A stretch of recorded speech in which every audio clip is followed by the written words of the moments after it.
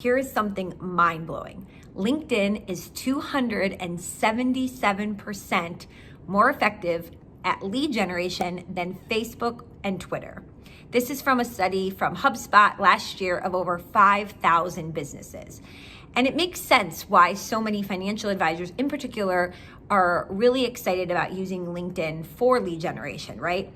We know that 49% of LinkedIn users make $75,000 or more annually. That's much higher than the typical user on other social media platforms. Also, people who are going to LinkedIn because it's a professional network are planning to see more professional content, which includes things like financial content.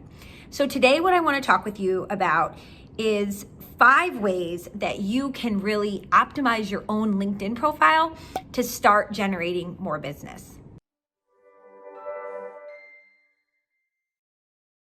I'm Samantha Russell, the Chief Evangelist at 20 over 10 and FMG Suite. And so let's jump right in with the first tip. So the first thing that I'm always asked about is, should I be using a personal or a business page on LinkedIn? And so the first thing I want to make sure that you're doing is using both. So you absolutely want to have a LinkedIn page for your business, but know that the most engagement and where you're going to see the biggest bang for your buck is going to come from your own personal page.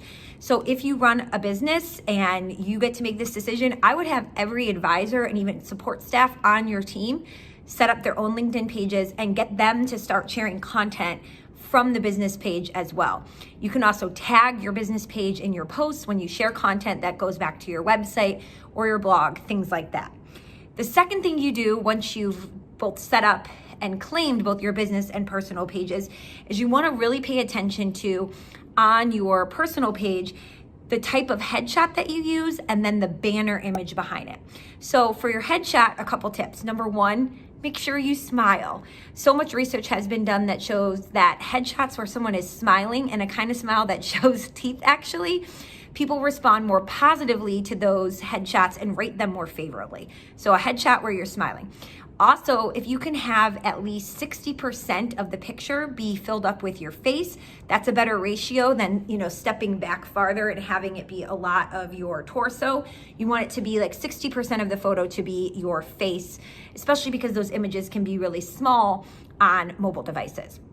The other thing you want to make sure you do is wear clothing in the picture that you would actually wear for work. So if when you meet clients or prospects, you're typically going to wear just a polo shirt, don't wear a 3-piece suit in your photo, right? You want to wear the type of clothing that is representative of who you are as a person. Okay, let's move on to the banner image behind it. So this is what I'm talking about when I say banner image. A lot of people still don't even realize that they have the option to customize these banner images, or they don't know how. So a really easy thing you can do is use the specific templates that Canva has set up, which are free to use. If you don't have a Canva account, you can create one. It's a free tool. And we'll link below to the exact URL you should go to find these. But they have so many hundreds of different LinkedIn templates that you can use for your banner image that can make it really professional. And so whether you want to include logos of publications you've been featured in, or maybe awards you've won, or just a really interesting quick take about who you are and who you serve and why you're passionate about it, those are all great options for your banner image. Okay, once you've created your banner image, you want to have a fantastic headline. So the headline is the 120 characters that LinkedIn gives you to say who you are and what you do. Now, you don't want to be gimmicky, but you don't just want to say financial advisor, right? You want to use those 120 characters as best you can. So what I suggest you do is really articulate, the unique value that you provide. And the formula to get you thinking about this is, I help people blank, and my approach is different because blank.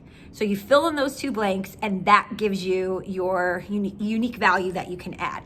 You don't want to be gimmicky. You want to stay away from sounding like a salesperson or being too gimmicky. But here's a great example here from Jenna. So she kind of has it just broken into little statements, right? So we can see it says career strategist to women making 100,000 or more. So she's very particular about who she is working with. She mentions faith and work, 2 big priorities for her. Personal branding, speaker. She's got the little emoji there to go with speaker. And then your career story. So that's a great example.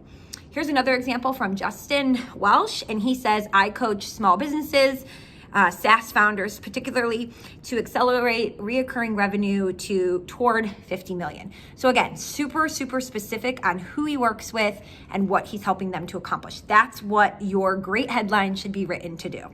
All right, tip number 4, you want to personalize your URL. When you first sign up for LinkedIn, you may not realize this, but they're going to give you a bunch of alphanumeric, letters and numbers that don't really mean anything. You want your URL to just be your name and something about who you are and what you do. So here's some different examples you can use, right? If your name's Alan Johnson, you can just have it be LinkedIn/Alan Johnson, or you can personalize it to say Alan Johnson Financial Advisor, or maybe even Alan Johnson CFP. So you want to personalize that URL for SEO, search engine optimization purposes. And we will again put the link below on how exactly you can update this URL. All right, 5th and last tip to getting your LinkedIn profile in a great place is to turn your summary into a story. So we don't want to just come to LinkedIn and read about somebody's certifications or where they've worked. We want to hear about them. So much, especially in financial services, we are choosing to work with someone because of a relationship.